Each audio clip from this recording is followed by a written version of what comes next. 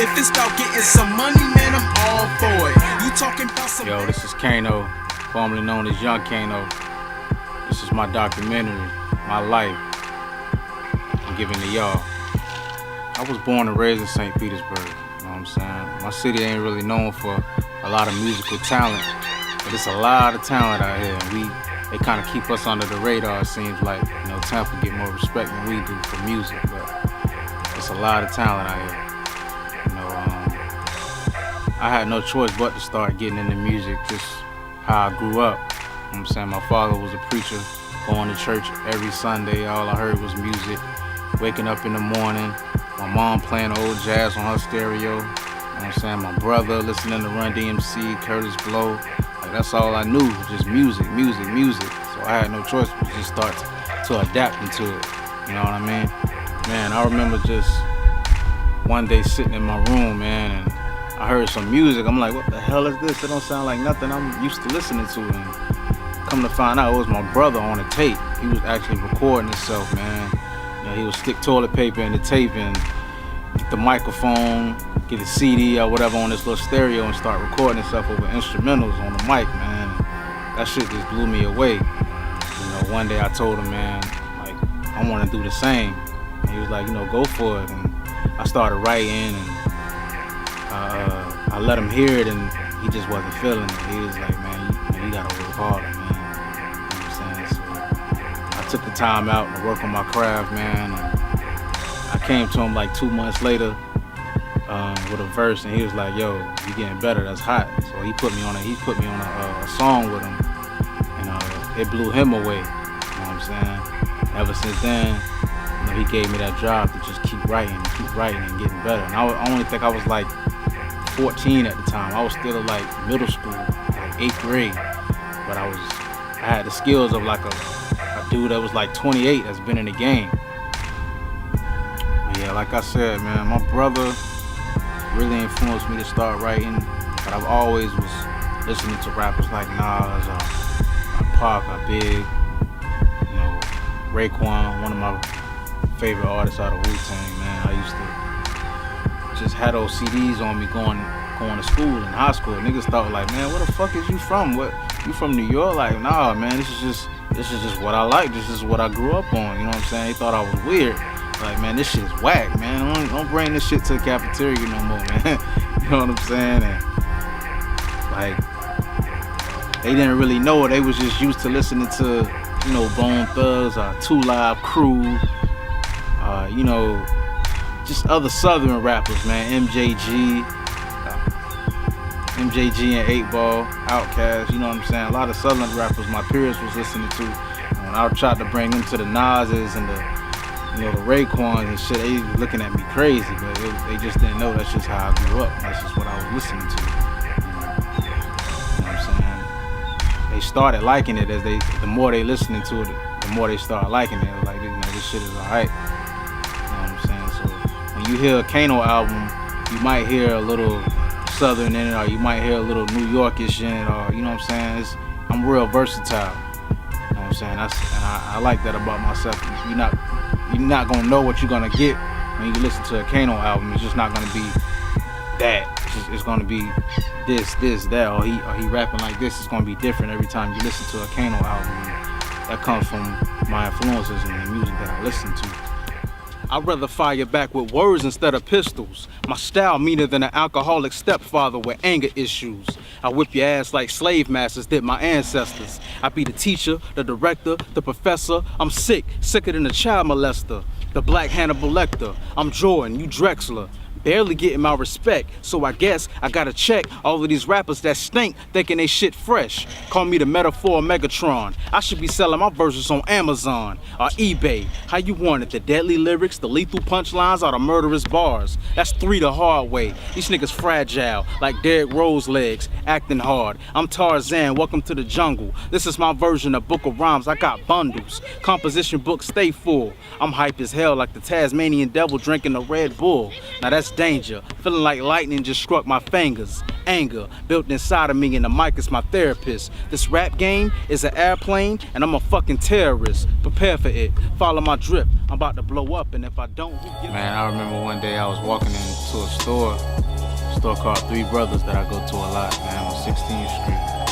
And I seen a stack of CDs on the counter. It said Big D and Beezy Bell Ghetto Poetry. I was like, oh, this my dog right here. This my cousin's boyfriend. You know what I'm saying? I'm like, damn, that's what's up. They had a nice cover, man. Stack of CDs. You know, I took one. It was for free too. I took one and I put it in my car. Started listening to it, man. It had like maybe like 15 to 17 songs. And I was like, man, this is a well put together project, man. You know what I'm saying? And I called him up, man, and I was like, man, I just finished listening to your CD.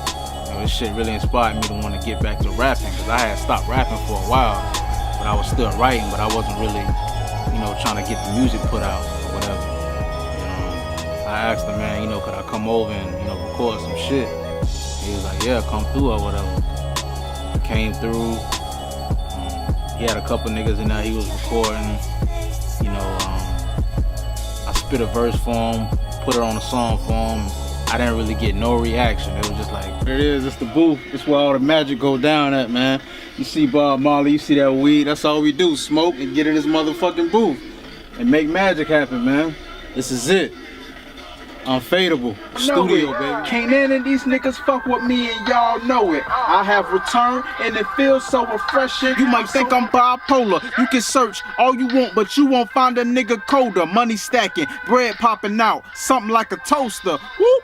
Come closer, I will show you I'm the truth. Hercules on these beats, just call me the son of Zeus. Silence. You know what I'm saying? And I was like, damn, maybe these niggas ain't really feeling my shit. Maybe I ain't as good as I think I am. You know what I'm saying?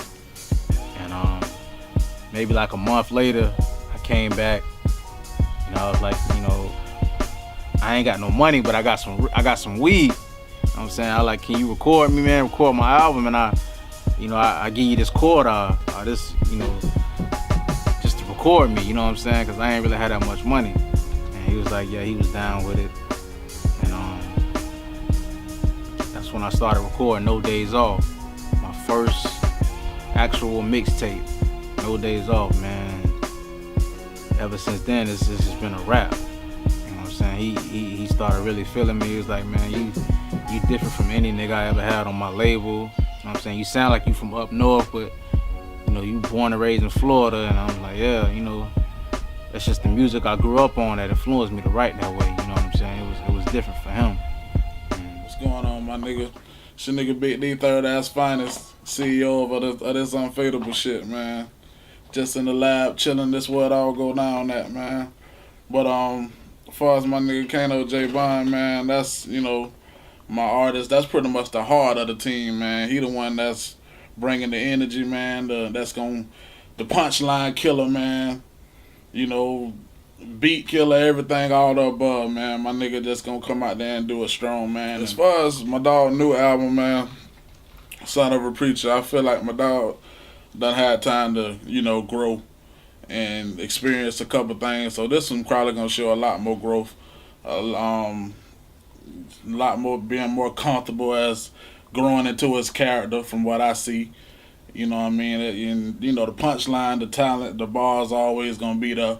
So this one I feel like you're gonna get a little bit of the total package, man. You know, life, you know what I mean? Everything to the fullest, man. I remember the night I got robbed, man. It was a Friday night, and I was in the trap with a couple of homies, man, just gambling on the game, drinking, smoking, just chilling in the trap. You know what I'm saying? I think I had like $10 on me. I ended up winning like $1,000, just from playing like NBA 2K or some shit on the PlayStation. And I know them niggas was mad at me because I was a young nigga. They was like 20, I was like 17. You know what I'm saying, taking their money and shit. And shortly after that, you know, we left, man. We left the trap. We were just driving, just cruising, listening to music, man. And I looked in my rearview mirror and I just seen like some bright ass lights behind me, man, like right on my ass. literally. And I figured it had to be the police to be like on me like that. So I slowed down, man, and kind of like pulled over to the side. As soon as I pulled over, like the car got right in front of my car, and niggas just hopped out. It was like 3 or 4 different niggas just hopped out of the car, man. No mask, no nothing. You know what I'm saying? Shotguns, you know what I'm saying? Uzis, handguns. It was telling us to lay it down, telling us to get on the ground. It happened so fast. Like I didn't even know what the fuck was going on. I thought I knew it had to be like a mistaken identity or some shit. You know what I'm saying? I wasn't really fucking with nobody like that at that time. And he told us the script, man. Told us to, you know what I'm saying, give us everything, whatever. They went through my car, tearing up my car, asking me, you know, where the shit at. So I'm like, what the fuck? These niggas got the wrong nigga, man. You know what I'm saying? And that shit was crazy, man. My girl was pregnant with my first child, and I thought I wasn't gonna see her born or whatever. You know what I'm saying? I actually started crying like a little bitch. I'm gonna keep it honest. I actually started crying, begging for my life, telling these niggas not to take my life, man. You know what I'm saying? You know what I'm saying? That shit was embarrassing as fuck, and it was crazy. It was right on 7th Street and like 15th Avenue, South Side, right by Barclay Park, man. And it wasn't no later than like 10 or maybe 11 o'clock, but when it happened, wasn't nobody around. Nobody. It was fucking crazy. Nobody was around to say, you know, I seen this or I seen that, I called the police, nothing. It was just like a deserted area. That's how I felt. You know what I'm saying, on that street, man. And I wanted to retaliate, man. I called my homeboy up, Marty at the time. He kept a gun on him. Called him up. It's like, man, I need your shit. I gotta go looking for these niggas that did us in, that robbed us. He told me, he was like, man, Cano, that ain't your style, man. Just let that shit go. You know, you got your life. You know what I'm saying? You got a daughter that's about to be born. Just let it go. You know what I'm saying? And me being a young hothead is stupid. I still wanted to do it. But, you know, I guess it was God that just talked to me, man, and settled me down. And I never retaliate, man. I just let it go. Like I was saying, it's Unphaidabul to the death, man. It's 2015. You know what I'm saying? This is our year. You know what I'm saying? No disrespect to anybody in St. Pete that's doing anything, but this is our year, Unphaidabul, period. You know what I'm saying? We got to start doing these shows. We got to start putting out these promos. We got to start letting these motherfuckers know we serious. You know what I'm saying? We've been doing this shit since Big D started this shit. Big D, motherfucking Soul Snatcher. You know what I'm saying? This shit been going on since like 2004, 2008. We in 2015. You know what I'm saying? It's time to get worldwide. Fuck everything else. It's business mind or nothing else. Period. Hey, real talk. This is my nigga. Hey, listen. We are talking about go way back. This man been doing this since he was 10, 11, 12. Hold on. A little loud pack, a little mid mix. Got me coughing. Hold up. Real talk. Like, this my nigga like forever. Like, real MC shit. This a real MC. We ain't talking about no Buffalo. We talking about real MC, man. Straight up. Cano J Bond, man. For real. Word is bond. And I ain't even from New York. I'm from the South. Word is bond, son. Like right now, man, it's all about Son of a Preacher. You know, that's my next project, man. And basically letting the people into my life, man. Everything. You know, from the night I got robbed to how I grew up in the church, how I grew up in the streets. You know what I'm saying? It's real personal, man. But I'm also giving you that raw hip hop in between, you know what I'm saying? And we just dropped the Unphaidabul album, Volume 2, in the You We Trust, man. That's doing real good on that piff. You know what I'm saying? So we still trying to get that out, get the people to gravitate to that album, you know what I'm saying? Me, Big D, and my homie Soul Snatcher. You know what I'm saying? That's Unphaidabul. We are the artists, us three, you know what I'm saying? Currently just trying to get more shows, man, and just get our voice heard. You know what I'm saying? Because Unphaidabul, we a team, man. We individual artists at the same time, but we a team too. You know what I'm saying? So we all in this together. You know what I mean? But Son of a Preacher, man, is really what I'm working hard to really get out there. Like I know it's not gonna go worldwide, you know, in 2 days or anything like that, but I really want to get this album out so people can understand where I'm coming from.